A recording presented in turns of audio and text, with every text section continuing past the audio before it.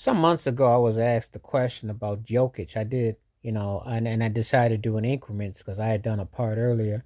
So I had to take a few months to reevaluate this one. And this one was asking me, did I think if Jokic had a played on the Detroit Pistons instead of Ben Wallace, are they more successful? And my answer is no.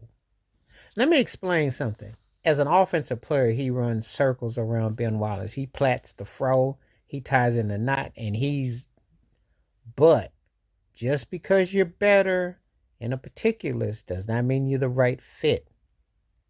Now, the thing is this: Ben Wallace was the right fit for that Pistons team. And as a defensive player, he was so good that he earned a top 10 for MVP considerations. Now, that may seem like small fries compared to what Jokic has done and does. However, that was a big deal for a defensive player to be defensive minded. See, the thing about the Pistons is this: you had to have a certain mindset to lead. But what really hurt Detroit is not getting a Carmelo Anthony or Dwayne Wade to play with Chauncey. Apparently, Chauncey Billups wanted was been cool with Melo. Ben Wallace wouldn't have been. And as I had stated some time ago, Ben Wallace probably because Melo didn't play no defense. That wasn't his specialty. And it's hard to get a guy that can do both. Like Dwayne Wade would have been right to what they were. If Tayshaun Prince had probably about 5 or 6 more points in his Arsenal's offensive player, you'd have been almost thinking of a Scottie Pippen left-handed version, but in the second tier version.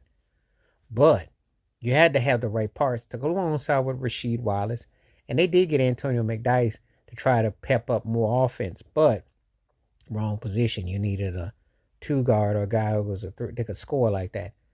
But to take Ben Wallace, who was the anchor of their ship, imagine he had to go against Shaq and what he had to do and endure and go against Duncan and all that. You got to have the right piece. Jokic offensively can offset. I don't think he would have been able to do what Ben Wallace do. And see, this is where people got to stop thinking in terms of that. They look at the statistical part, and it was a different brand of basketball, you know. But I'll tell you this to the people who are naysayers: Ben Wallace's style would actually still work today if you just allow the enforcer and to play a position where you don't have to ask a lot and you get those rebounds, those blocks, and those shots that didn't go in, what's the term I want to use statistically? Those distracted plays, he would be your man. He could still work today. They just don't want his style back in the NBA.